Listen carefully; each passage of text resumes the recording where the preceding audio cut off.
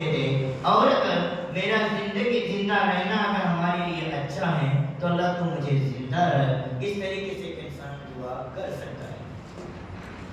اسی طریقے سے اب اگلا سوال ہے کہ ایک انسان چلو بھائی مرنے کے مرحلے پہ ایک انسان پہنچ گیا، اللہ کے رسول صلی اللہ علیہ وسلم فرماتے ہیں کہ ابو سلمہ رضی اللہ تعالیٰ عنہ کے پاس جب ان کا انتقال ابو سلمہ رضی اللہ تعالیٰ عنہ کا تو اللہ کے رسول صلی اللہ علیہ وسلم گئے اور ان کی نگاہیں سے کھلی ہوئی تھی اور جا کر اللہ کے رسول صلی اللہ علیہ وسلم نے ان کی آنکھوں پہ اس طریقے سے ہاتھ پھرایا۔ ہاتھ پھرنے کے بعد اللہ کے رسول صلی اللہ علیہ وسلم کہتے ہیں کہ یہ نگاہیں پیچھا کرتی ہے، یہ کہہ کر اللہ کے رسول صلی اللہ علیہ وسلم ان کی آنکھوں کو بند کرے۔ بند کرنے کے بعد اللہ کے رسول صلی اللہ علیہ وسلم ان کو مکمل طریقے سے ڈھانپ۔ اب اللہ کے رسول صلی اللہ علیہ وسلم نے ان کے لیے دعا کرتے ہیں، اللہ مغفر لأبی سلمہ ورفع درجہ، کہتے ہیں کہ اللہ تو ابو سلمہ کے گناہ کو تو معاف فرما دے، ان کے درجات کو تو بلند کر دے اور ان کے مسائل کو تو آسان فرما دے۔ یہ اللہ کے رسول صلی اللہ علیہ وسلم دعا دیتے ہیں۔ چلو بھائی مر گئے، مرنے کے بعد اللہ کے رسول صلی اللہ علیہ وسلم کا معمول یہ تھا، اللہ کے رسول صلی اللہ علیہ وسلم کو بھی خود حتی توفی رسول اللہ صلی اللہ علیہ وسلم سجی ببرد حمام، ایک یمنی چادر سے اللہ کے رسول صلی اللہ علیہ وسلم کو مکمل طریقے سے ڈھانپ دیا گیا تھا۔ یہ اللہ کے رسول صلی اللہ علیہ وسلم کے ساتھ ہوا۔ اب معاملہ یہ ہے کہ اس میں میت کی کئی شکلیں آتی ہیں۔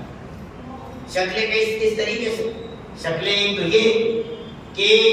بھائی ایک نارمل موت ہوتی ہے، ایک نارمل موت ہوتی ہے، دوسرا یہ کہ شہید کی موت ہوتی ہے، تیسرا یہ کہ کوئی حج کرنے یا عمرہ کرنے گئے ہوئے ہوتے ہیں ان کی موت ہو جاتی ہے۔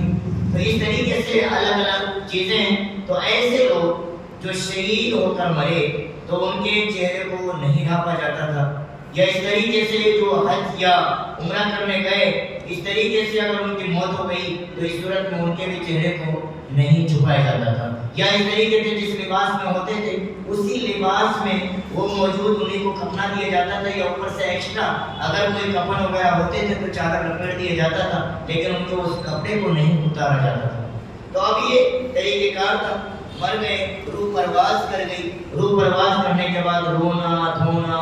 ہمارے معاشرے میں چالو ہو جاتا ہے، جو ہم اور آپ دیکھتے ہیں،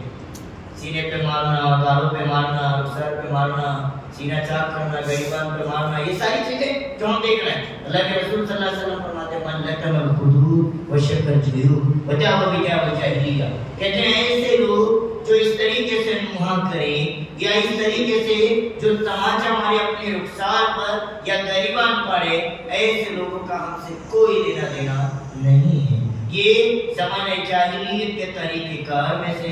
یہ اسلام اس چیز کی اجازت نہیں دیتا ہے۔ اور اس طریقے سے اگر کوئی انسان کسی کے مرنے کی وجہ سے اگر رونا دھونا اگر اسٹارٹ کرتے ہیں تو اس صورت میں